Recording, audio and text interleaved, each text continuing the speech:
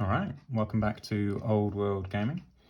For those of you who have been following along with this series, I'm currently painting up my Night Goblin archers.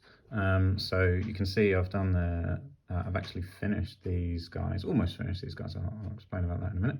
But they've got their grass and their trims around their bases done. So I've got these guys left to do. I figured I'd quite like a nice little shot of them all looking done at the end. I don't know how realistic that's going to be, we'll find out. But I figured do those in advance and show you what I've been doing with these guys here. So that's the plan. Just balance this up here, hopefully I don't drop it in the glue. So I've got, this stuff is called static grass. If you haven't seen it before, you can buy it from Games Workshop, you can buy it in lots of different hobby shops. But essentially they got tiny little fibres, and when you stick them on a base, they look like grass. You can get tools, static tools, to make it stand upright properly. I don't have one. I've not really considered it before, to be honest. So this is what we're going for, and you can see it kind of has like a grass feel to it. So we're sticking the grass on, and when we're doing the trims around the bases. The reason I've got these two guys here is this guy was done about 2006. This guy was done a couple of weeks ago. And what I wanted to show is the trims around the edge of the bases. So this guy was based with Goblin Green back in the day. This guy was based with Warboss Green. And as far as I'm concerned, they are basically the same. They're not identical, but as close as you could really hope for. And I'm particularly happy with it, because I was very sad that Goblin Green was discontinued, just like they discontinued all the other greens. So Warboss Green is now my go-to for the edges of my bases. So there we go. So anyone who used to use Goblin Green and is wondering what the replacement is, Warboss Green does the job. So there we go. So I'm going to start by sticking some grass on these guys. So this is just PVA that I'm using. I've actually got, this is unnecessary. Let me show you the PVA thing that I've got. This gigantic, it's too big, can't even fit it on here. Gigantic bottle of PVA from B&Q. Completely unnecessary, but it's about the same price. Actually, no, I can't remember how much it was. I bought it ages ago. 5 litres worth of PVA, but it lasts forever. So there we go. It lasts a really long time. I use it for scenery as well. So if you're just basing guys, you definitely don't need something as massive as that. So yeah, so to do the grass, just put some glue on wherever you want your grass. I'm just going to stick some in here. I like to have, well, I don't know actually, just some portion of grass and dirt to your liking. So I mean, I've gone, where am I? I've gone for some, yeah, just a few spots there. And then depending on your grass, if you've got, so this grass, you'll notice kind of like clumps together and doesn't really push around very well. So I tend to pick it up and just sprinkle it on. Then after doing that, give the model a flick. Oh, that really went everywhere. To get off all of the excess grass. Now, the next stage, I give a good blow. Now, I'm not going to blow right here because there's a pot of grass underneath. I've done this before. Back when I was a kid at Games Workshop, I bent over, took a massive breath and blew this grass, and I just mushroom clouded up and covered everything. And the kid opposite me just laughed and laughed and laughed, and it annoyed me greatly. But just pointed and laughed for ages, and like it was the worst. I hated it. So I've moved my grass out the way, and what I'm going to do now is I'm going to blow the grass to kind of get it to stand upright. Oh, this is actually looking pretty good, in fairness. But where are we? Trying to blow the miniature plus hold it in the right place under here is quite difficult. Okay, so there we go. So now it's kind of standing upright. Normally I wouldn't move my grass out of the way, I just turn around and do it in a different direction, but then you won't be able to see anything. So I'm just going to pop this guy down here. He's got his grass now. I'm going to go through and do the rest of the guys. Now, one of the tricky things is deciding where to put your grass so they don't all look exactly the same. At least I used to find that difficult. What I tend to do now, you'll see on this guy, like there's some areas where the base doesn't look, isn't uniform or doesn't look particularly good. So maybe I've made some splodges or something. So what I'm going to do is I'm going to use the grass like Tipex. So any bits of the base that I think look naff is where I'm going to stick the glue. Stick the grass over it. So I'll go for those bits, and then this bit around here looks a bit naff as well. And so that's kind of the approach that I use to deciding where the grass goes on my base. That serves a couple of purposes. Sorry, I went quiet then because I just put the paintbrush in my mouth to hold it whilst I stuck the grass in. That was a bit of an oversight. Very hard to talk when you've got a paintbrush in your mouth. I've forgotten what I was saying. Okay, so yeah, serves a couple of purposes. Putting the using that technique as a way of working out where your grass goes.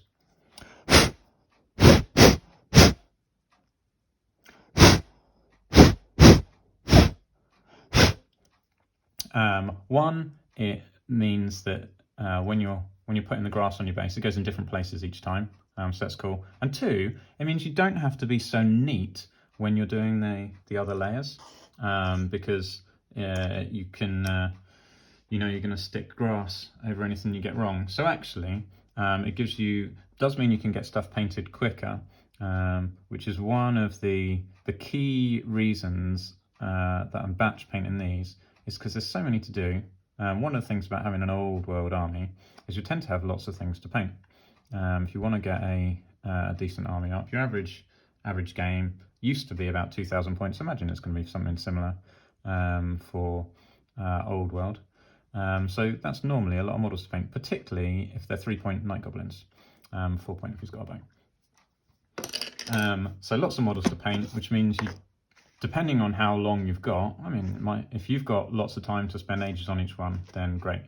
But what I'm hoping to show you hopefully by the end of this video, is that you don't need to spend ages and ages on each model to get a very good looking regiment.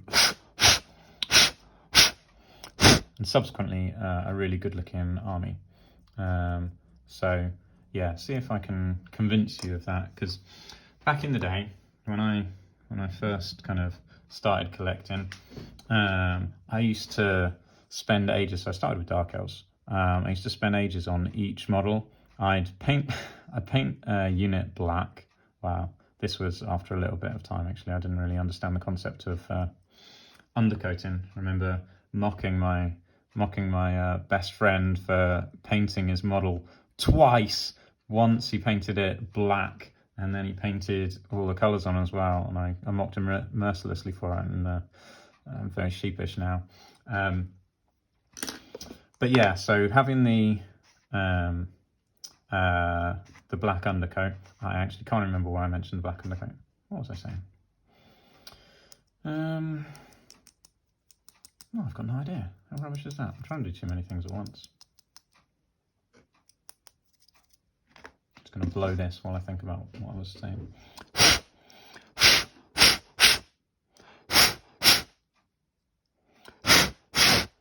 Okay, I've remembered. Hooray for being able to pause what I'm doing to do some blowing. Some of these aren't sticking upright, and I do not like them hanging down over the base, because then they get all smeared into the colour around the edge. So I like them sticking up as best I can. Yeah, so I remembered what I was saying. I used to paint my Dark Elves, paint the whole unit black, and then like start working on a guy at a time. So I paint like the champion, maybe the musician, and by the time I painted them, I'd be bored, and or less about being bored and more about being distracted by something else that looked cool, and then start painting that. And so I'd end up with regiments that just had like one guy painted in each unit. So I've got a whole bunch of, I've got like executioners, I've got spearmen, all my old dark elf models that have got one guy painted in the unit. One day I'll go back and fix that, maybe. Well, we'll find out. I may even be on here when I start doing my dark elf army. But yeah, so this this kind of came as a bit of a remedy to that. So when I worked at Games Workshop, we had to paint loads of stuff, and you definitely couldn't afford to do them one at a time and spend ages doing it. You had loads of stuff to paint, like whole armies. And so I got very good at working out techniques to paint something in such a way that it looked decent enough for having as little time as possible. So that's what I'm going to try and show with doing these batch painting series. So I'll talk about that again when I do the orcs, which I'm almost 100% sure. I'm fairly certain it's going to be my next one. Is going to be orcs, and that'll be my first proper series, because this one obviously started halfway through painting my goblins. So yeah, bit of a shame that you haven't seen how I did the rest of the stuff, but we've got plenty of time to show you how to paint like skin and things like that and get it really quick. The reason my voice went weird was because I put that in my mouth again. Just done this one here.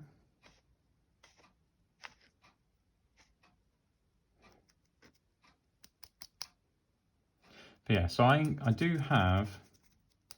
I've got a bunch of armies that I use the batch painting method for. But also I've got units and armies that have only got one guy painted. Mainly, thinking about it, it's probably just Dark Elves, which is a shame, because Dark Elves were my first love, and I don't know, one of the armies that I do love the most, and yet I've got the least amount painted for, just because of that reason, where I used to paint a single model at a time. I don't think I've ever batch painted a unit. No, that's not true. I must have. There's probably a couple of units that I've batch painted of Dark Elves and got finished, but not many. So I don't actually have a completely painted Dark Elf army, which is a bit of a travesty, considering I've probably got about 20,000 points of Dark Elves. That's not an exaggeration.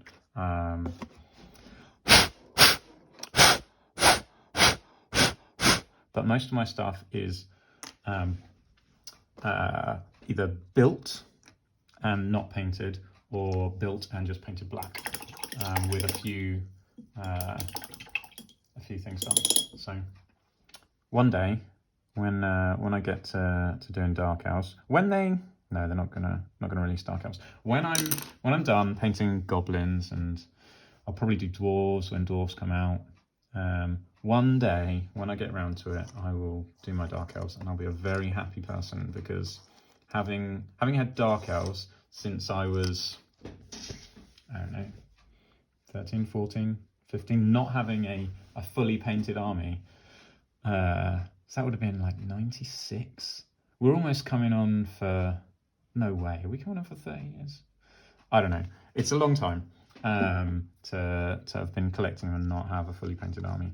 I had enough painted, saying that, I have had enough stuff painted to play with a fully painted army, but like 500 points of that was a dragon, and that was mainly just sprayed black with like his facial features done. So I don't know if it really counts. Okay, anyway, so these guys now have their grass, and I'm going to do the edges around their bases. As I mentioned before, I'm going to be using Warboss Green.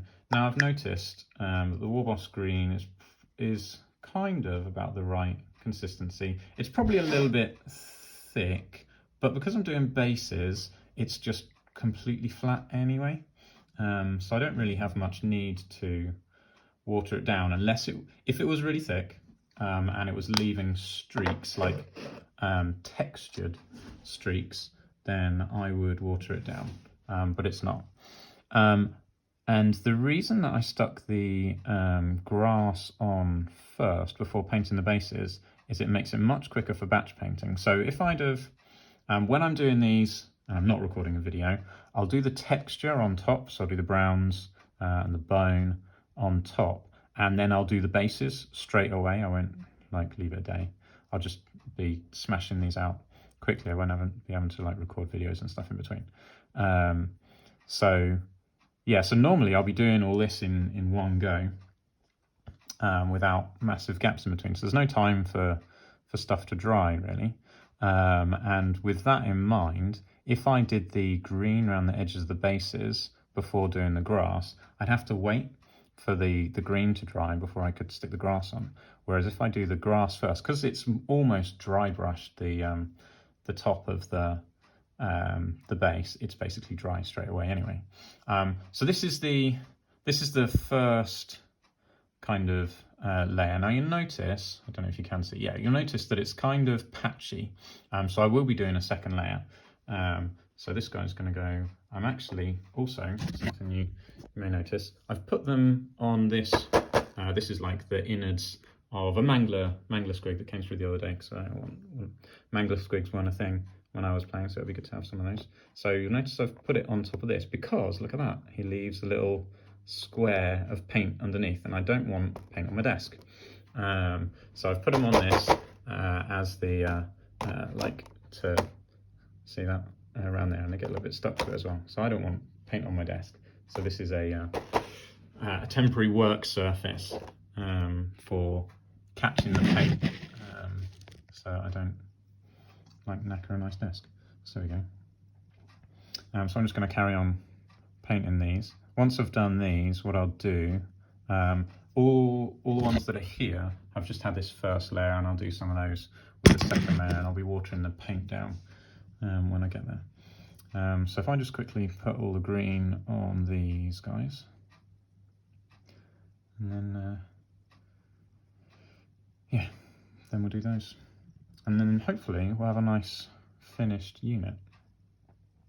And then when I come to the thumbnail for this video, I'll put the finished unit on so you can see what it looked like. I'm also thinking I'll go back through the other thumbnails from previous videos.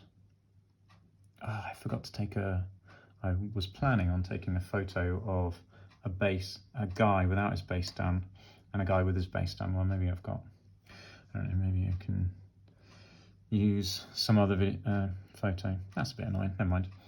But yeah, so if my plan is to put an image of this unit completed on every single thumbnail of the series so far, just so you can see where they're going right from the beginning. So I think that would be quite cool. I think that's a good idea. Let me know what you think. But yeah, shout out to the people that have commented so far on my videos. I appreciate that a lot. Let's see, who have we got? I'm trying to work out how to use my oh, there we are, comments. There we are. I know how to use YouTube, honest.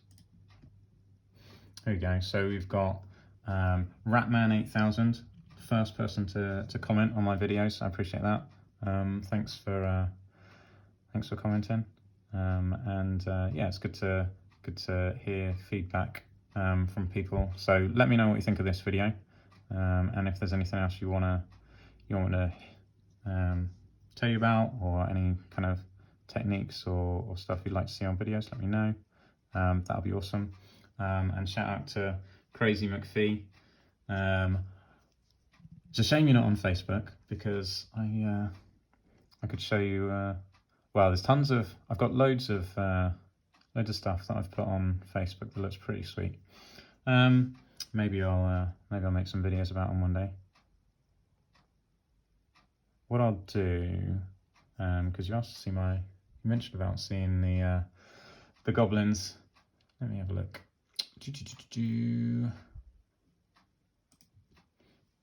yeah, what the army looks like. Well, what I'll do is for the end of this video, I should have prepared them, but I didn't think that hard. I was just painting these guys, and then I was like, oh, I need to make a video of what I'm doing.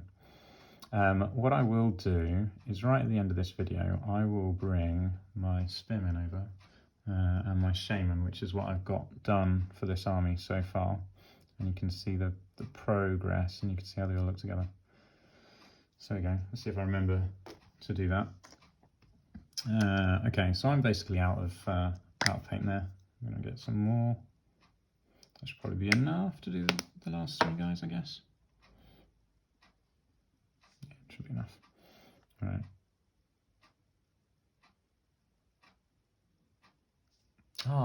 Okay, so mistakes I've realised in this video. I left my clock here, didn't hide it in the bathroom. That's annoying, so you may be able to hear the clock ticking in the background. I've only just noticed, and that's going to annoy me now that I've realised that. The other thing is the squeaky chair. I don't know if you've heard it through this video, but I'm definitely sitting on it. It's my normal office chair that I use. So there we go. I probably should get a new chair at some point, or at least oil this one so it doesn't squeak. Maybe I'll try and do that later. Two guys left.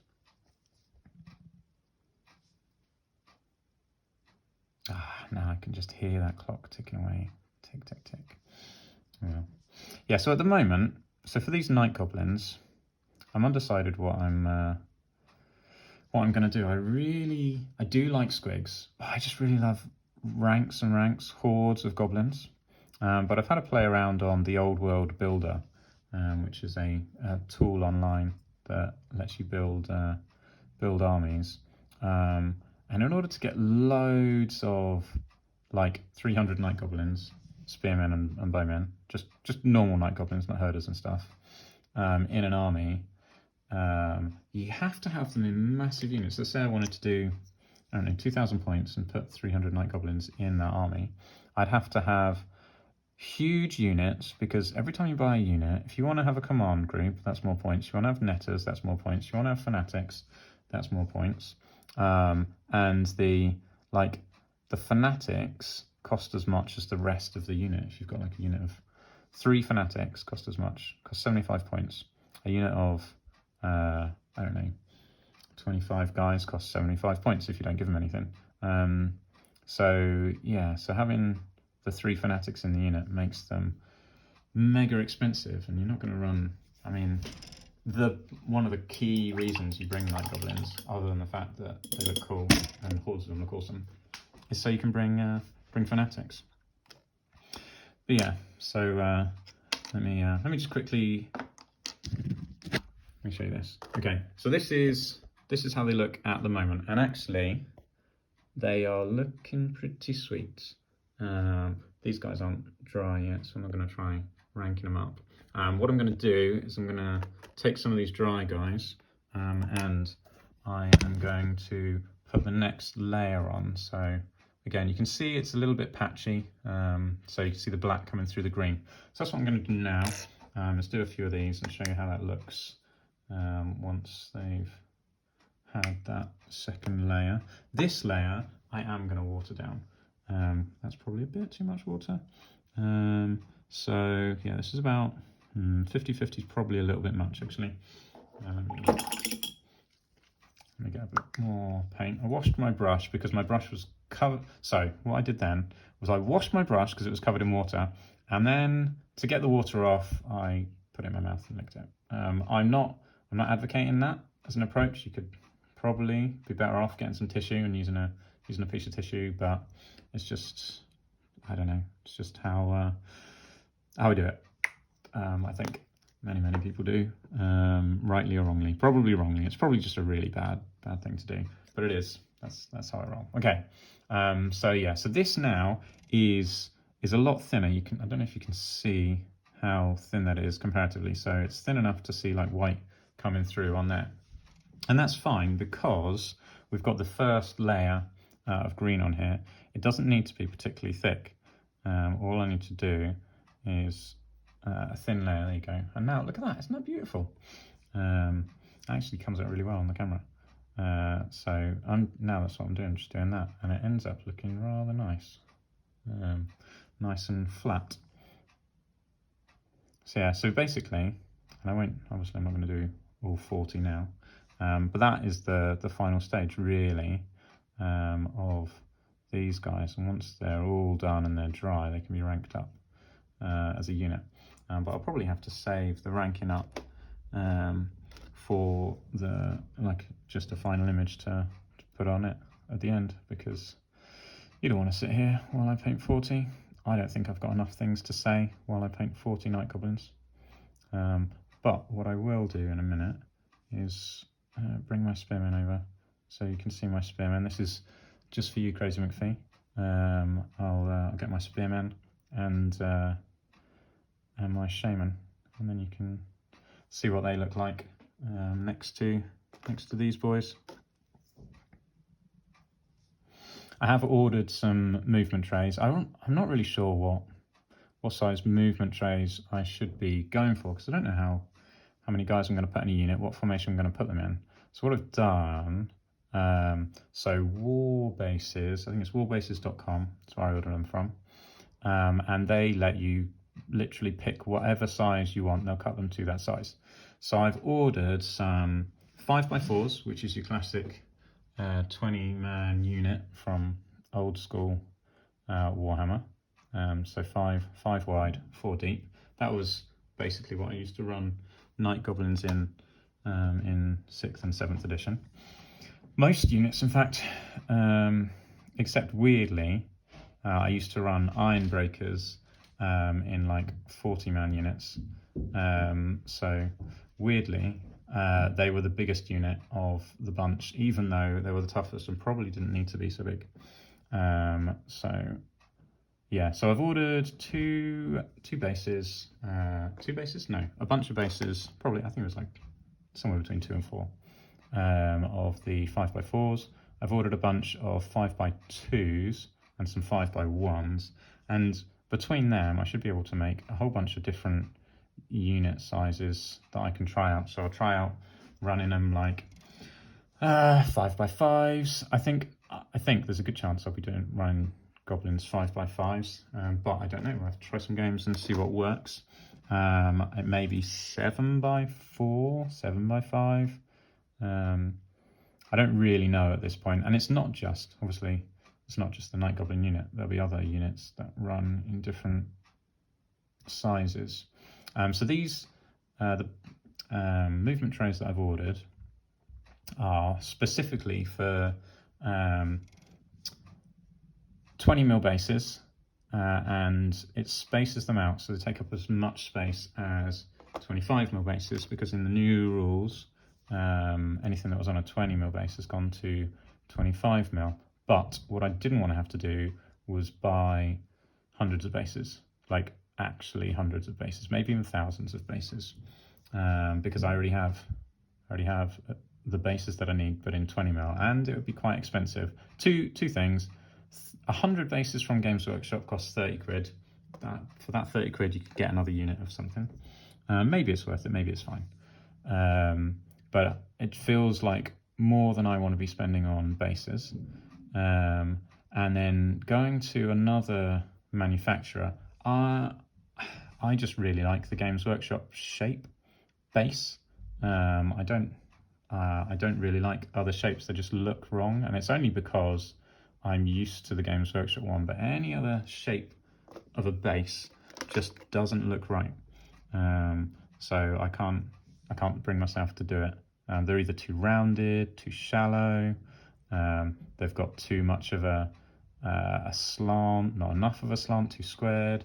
Some of them are too deep. So I don't know. I just can't handle it. It's just the aesthetic. I love the Games Workshop aesthetic on their bases. So there we go. So yeah, so I don't really want to have to buy loads of new bases. So instead, I've gone for movement trays as adapters, and I think that'll be a really good approach. What I am conscious of is anything you try and put in a unit that's not on the same size base won't quite fit. Now in the rules, like when you add a character to a unit who's on a different size base, they go to the side, which is fine. But I'm thinking specifically of stuff like unit fillers. You won't be able to fit them on a unit tray because the unit tray is going to have holes in that are this size, and I think it would be quite cool to have like a troll in the middle or something like that as a unit filler. I think that would look really cool, but mainly that would be for display purposes, I guess, rather than used in games. But the key thing that I'm thinking of is Skarsnik and Gobbler, who comes on, I don't know, he probably won't be in Old World anyway, but I just love the model, and I really want to get him painted up and put in the army. And ideally, I want to sit him in the middle, on the front rank of a unit of spearmen. So I'm not really sure what to do about that, except maybe make it like a jigsaw's worth of movement trays, have him in the middle, and put the guys on their own movement trays around the outside. We'll have to see. It's not really a problem at the moment because he doesn't have any rules. I can't imagine he's going to have rules, not in the near future anyway. What Games Workshop might do in a number of years' time is do like Characters of Legend or something like that, and give you rules for all the old special characters. That'd be really cool. I can see them doing that, maybe in a White Dwarf or something. And at that point, that's when I'll worry about it. Unless I want to run him in friendly games as like a Night Goblin Warboss on, in air quotes, a giant squig, but really it'd just be a giant squig with him and pay the points for it. So yeah, that might be an option. We'll have to see. So anyway, all that to say, I've ordered my movement trays. When my movement trays come through, I will do an episode showing you how I do my movement trays. Essentially, my plan is to glue sand in all the gaps and round the fronts and sides, paint those up, and then stick grass on just like I've done with these guys. So it all matches. It will look pretty sweet. So I'm quite looking forward to doing that, and I'll show you that when I do it. All right, I'm just gonna finish this guy, and then we're more or less there for now. I've got loads left to do, but they're looking pretty sweet. All right, let me get my spearmen over, and I'll show you what I've been working on so far.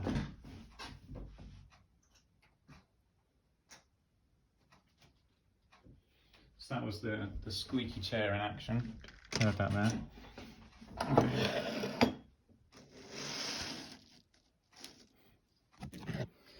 So here we go. Crazy McPhee, this is what I've got so far. This is my spearman unit that I've done. Let me just move this grass over here, adjust the light so you can see it better. There we go. So my spearman unit and my shaman. Let me just bring him a little bit closer so you can see. He says, failing miserably. There we go. My Night Goblin shaman, and yeah, the spearmen. I love the flags. Some of the Battle for Skull Pass units or standards come with like moons on them, which are cool and all, but I really like the flags, mainly because I guess you can give them a colour.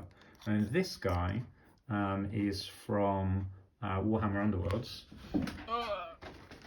from this set here, Warhammer Underworlds. There he is on the front.